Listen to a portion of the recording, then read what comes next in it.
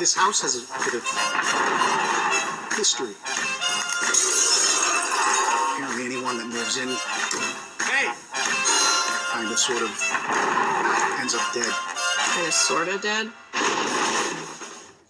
Hello everybody, welcome back to Screenstars. I'm here today to bring you my review for the 2024 horror comedy For Sale. The film is co-written and directed by Christopher Schrack, and it stars Andrew Roth and Corinne Britte. Now, the film follows Andrew Roth's character, Mason. Now, Mason is a salesman. He's working for a car sales company. He thinks he can sell anything to anybody, but he cuts a few corners. As a result, he has to take the fall and he loses his job selling cars. As a result, he also ends up losing the woman he's living with. She kicks him out, and he ends up with nothing. He then applies for a job as a real estate agent. And the guy basically says, okay, well, I've got this one house that I can't sell. If you manage to sell this house, I'll take you on board. You'll get a job and you'll get a hell of a lot of the commission from that house. He goes to this house. It looks like a dream. He believes he'll be able to sell this house very, very quickly. But what he doesn't realise is that this house is very haunted. It's got a terrible past, lots of death, lots of suicides, and he's got his hands full getting rid of this property. Right, what are my thoughts on For Sale? Well, this is, on the face of it, it's a horror comedy. Now, those aren't an easy balance to get right. You know, how do you make people laugh in one breath and then scare the living hell out of them in the other? There have been precious few examples over the years where they've been able to blend the balance perfectly. And American Wealth in London is one clear example where they got it absolutely right. This actually, though, has a certain amount of charm going for it, this film. It pleasantly surprised me. I was expecting this to be low budget, poor performances, you know, paint by numbers, you know, not very good effects, and while it's true this film is low budget, it's one of those films where there's a lot of effort gone into this. I quite enjoyed the writing here for the most part. It kind of delivered on. It tried to make you laugh occasionally, you know, with a giggle here and there, but the characters, for the most part here, felt like real people. And a lot of the credit, I think, goes to Andrew Roth, who carries this film, to give this film a lot of personality and a lot of charm. He manages to do this. He manages to create a character that shouldn't be likable, but he is, and you actually are rooting for this guy. Generally speaking, throughout this film, he makes the character very charming, very likable, and that's not an easy thing to do. I think in lesser hands, it probably would have come across as a really sleazy slime ball of a character, because that's essentially what he is.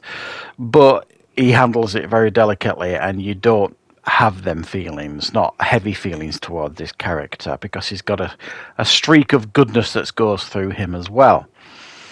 Now, as I've said, with this being a horror comedy, it's, you know, how does it get that balance right?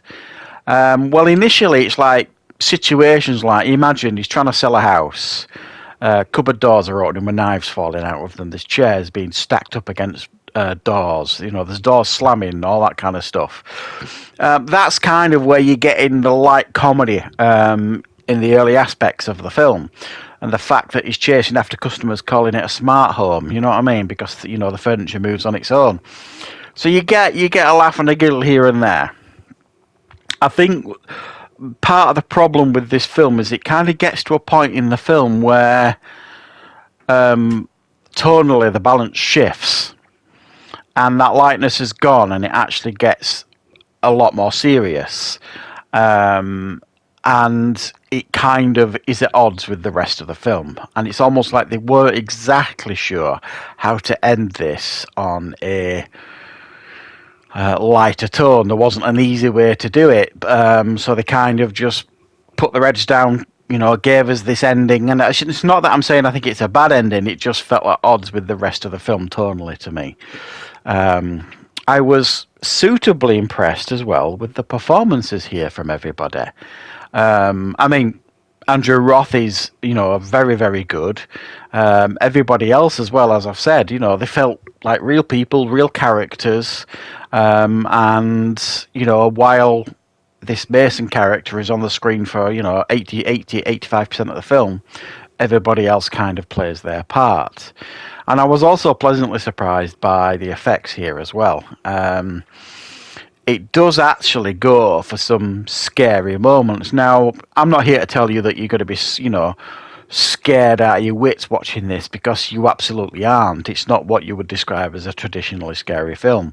But there are moments where the effects certainly do their job, and you get, spirits and all this kind of stuff that look the part, they look menacing, they look frightening.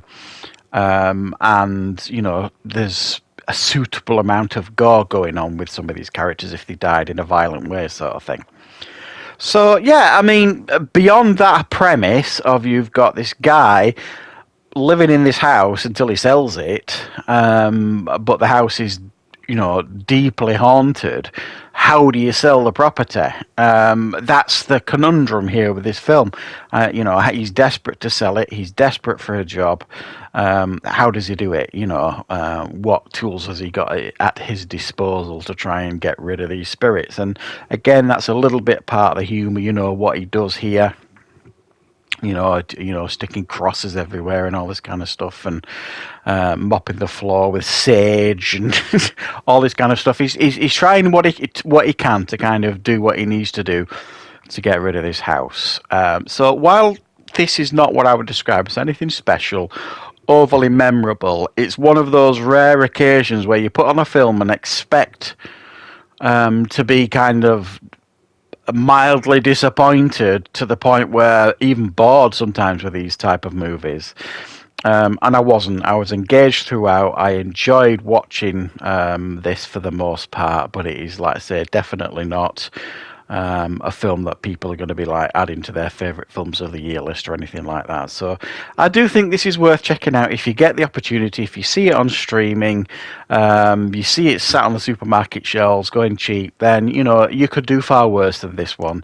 It's a cute little idea. It's got some mild horror moments in it, some mild, light, funny moments in it. And I don't think it's going to be necessarily a waste of anyone's time who checks this one out. So thanks for joining me, guys. I hope you enjoy this review. I'll be back with plenty more reviews and content on the channel very, very soon.